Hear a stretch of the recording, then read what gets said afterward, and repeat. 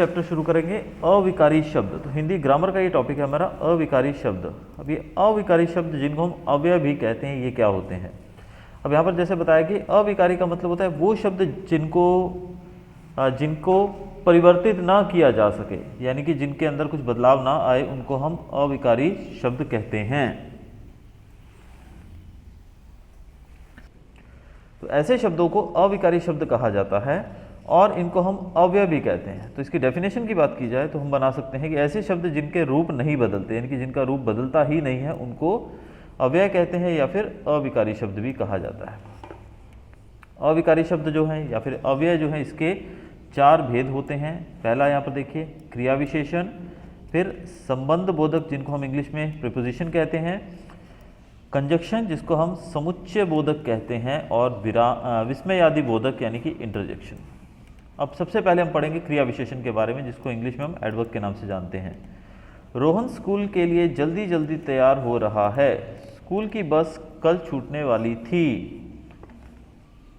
बस सामने से जाने ही वाली थी कि ड्राइवर ने मुझे देख लिया और बस रोककर बोला थोड़ा जल्दी आया करो। अब यहाँ पर ये जो वाक्य हमने ऊपर रीड किए, जो छोटा सा एक स्टांजा दिया गया, इसको रीड किया। अब इनके अंदर जो रेखांकित शब्द हैं, जैसे कि यहाँ पर जल्दी जल्दी आप देख रहे हैं, यहाँ पर आप देख रहे हैं कल, यहाँ पर है सामने, थोड़ा, ये जो शब्द हैं ये हमको बता रहे हैं कि क्रिया जो है वो किस प्रकार हुई, यानी कि काम जो है, क्रिया मतलब काम, कार्य। अब वो कार्य किस प्रकार हुआ, जैसे वो स्कूल के लिए कैसे तैयार हुआ, जल्दी जल्दी। स्कूल की बस छूटने वाली थी, कब छूटने वाली थी, कल छूटने वाली थी। बस सामने से जाने ही वाली थी, कहाँ से जाने वाली थी, सामने से जाने वाली थी, यानी कि जाने वाली, उसकी क्रिया क्या है, जाने वाली थी लेकिन सामने से। तो ड्राइवर ने कहा जल्दी आया करो, थोड़ा जल्दी आया करो। तो ये शब्द जो सब आप देख रहे हो, ये शब्द जिस अविकारी शब्द से ऐसे बातों की जानकारी मिलती हो उन्हें क्रिया विशेषण कहते हैं। यानी कि ऐसे शब्द जो क्रिया के बारे में बताएं कि क्रिया किस प्रकार से हो रही है, वहाँ पर इन शब्दों को हम क्रिया विशेषण कहते हैं। जैसे कि ये उत्तर मिल रहा है हमको, कैसे तैयार हो रहा था, जल्दी जल्दी। बस कब छूटने वाली थी, कल।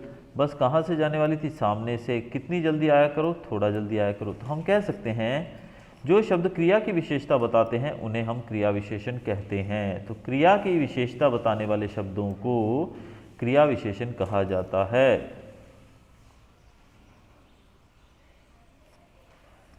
क्रिया विशेषण के भेदों के बारे में बात करें तो पहला है रीतिवाचक, जिसको हम एडवर्ब ऑफ मैनर कहते हैं, कालवाचक, एडवर्ब ऑफ टाइम, स्थानवाचक, एडवर्ब ऑफ प्लेस, परिमाणवाचक, एडवर्ब ऑफ क्वांटिटी। तो पहला जो है वो है रीतिवाचक यानी कि क्रिया विशेषण, एडवर्ब ऑफ मैनर। जिस शब्द से क्रिया के होने की रीति का बोध हो, क्रिया के होने की रीति का बोध हो कि काम जो हो रहा है वो किस प्रकार से हो रहा है, उसको हम कहते हैं रीतिवाचक क्रिया विशेषण। जैसे कि घोड़ा तेज दौड़ता है, कैसे दौड़ता है, तेज दौड़ता है। पेड़ से फल गिरा, कैसे गिरा, अचानक गिरा। मेरी बहन गाती है, कैसा गाती है, अच्छा गाती है।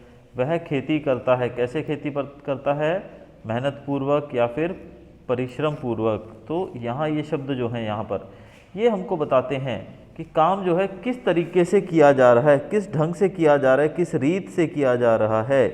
तो ऐसे शब्द जो हमें क्रिया के बारे में बताते हैं कि क्रिया किस तरीके से की जा रही है, उसको हम कहते हैं रीतिवाचक क्रिया विशेषण। दूसरा जो है वो है कालवाचक क्रिया विशेषण, जिसको एडवर्ब ऑफ टाइम भी कहते हैं। जिस शब्द से क्रिया के होने का समय, देखिए टाइम की बात आती है, कालवाचक यानी कि काल, प्रेजेंट, पास्ट और फ्यूचर की बात करें यानी कि कब हुआ, तो जब समय की पता लगता है हमें जिस वर्ड से, उसको हम कालवाचक क्रिया विशेषण कहते हैं। माता जी शाम को टहलने जाती हैं, कब जाती हैं, शाम को। गाड़ी 4 बजे चल पड़ी, कितने बजे, 4 बजे। पिताजी को परसों जयपुर जाना है, कब जाना है, परसों। गीता रोज़ नृत्य सीखती है, कब सीखती है, रोज़ सीखती है। तो ये शब्द हमको समय बता रहे हैं कि वो कब का ये सब काम कर रहे हैं, यानी कि क्रिया कब हो रही है। तो इस प्रकार से हम ये शब्द जो हैं इनको हम कह सकते हैं कालवाचक क्रिया विशेषण। रीतिवाचक क्रिया विशेषणों की पहचान क्रिया के साथ कैसे प्रश्न से की जाती है, यानी कि अगर हम कैसे वर्ड लगा दें तो हमें रीतिवाचक का पता लगे। जैसे घोड़ा कैसे दौड़ता है, तेज दौड़ता है। वैसे ही यहाँ पर कालवाचक क्रिया विशेषण की पहचान करने के लिए हम कब प्रश्न लगाते हैं। माता जी शाम को टहलने जाती हैं, जैसे कब टहलने जाती हैं? शाम को। तो कब का उत्तर मिला, तो इसका मतलब यहाँ पर कालवाचक क्रिया विशेषण है। तीसरा जो है वो है स्थानवाचक क्रिया विशेषण, यानी कि एडवर्ब ऑफ प्लेस, यानी कि हमें स्थान का पता लगे, स्थान या दिशा, डायरेक्शन, यानी कि किस तरफ जा रहे हैं, तो उसको हम कहते हैं स्थानवाचक। जैसे कि तोता ऊपर बैठा है, कहाँ बैठा है? ऊपर बैठा है। बहुत से आम गिर गए हैं, कहाँ गिर गए हैं? नीचे गिर गए हैं। बिजली के तार से दूर रहो, कहाँ रहो? दूर रहो। इधर बिल्ली ने इधर उधर बात देखकर दूध चट कर दिया, किधर देखकर? कैसे चट कर दिया? यानी कि इधर उधर देखकर। कहाँ देखकर? इधर उधर देखकर। तो ये शब्द जो हैं यहाँ हमें कहाँ का उत्तर मिल रहा है, कौन से प्रश्न का? कहाँ का। तोता कहाँ बैठा है? ऊपर बैठा है। परिमाणवाचक क्रिया विशेषण की बात करते हैं। जिस शब्द से क्रिया की मात्रा या परिमाण का पता लगता है, परिमाण मतलब उसका माप हम बोल सकते हैं, या मात्रा, क्वांटिटी, उसे परिमाणवाचक क्रिया विशेषण कहते हैं। जैसे कि सोहन कुछ चावल लाया, कितने चावल लाया? कुछ। मैं तो थोड़ा ही खा पाया हूँ, कितना खा पाया हूँ? थोड़ा ही। इतना मत खाओ, कितना मत खाओ? इतना। कमल बहुत आटा लाया, कमल क्या क्या लाया? आटा लाया। कितना आटा लाया? बहुत आटा लाया। तो यहाँ पर आपको उत्तर मिल रहा है क्वेश्चन का, कौन से क्वेश्चन का? कहाँ का, कितना, सॉरी। तो कितना जो है, ये शब्द जब आपको पता लगता है कि कितना लाया, तो ऐसे शब्द जो हमें बताते हैं कि कितना वो चीज़ किया गया, उसको हम कहते हैं परिमाणवाचक क्रिया विशेषण। इसमें बताया गया है क्रिया विशेषण और विशेषण में अंतर। क्रिया विशेषण और विशेषण में अंतर क्या है?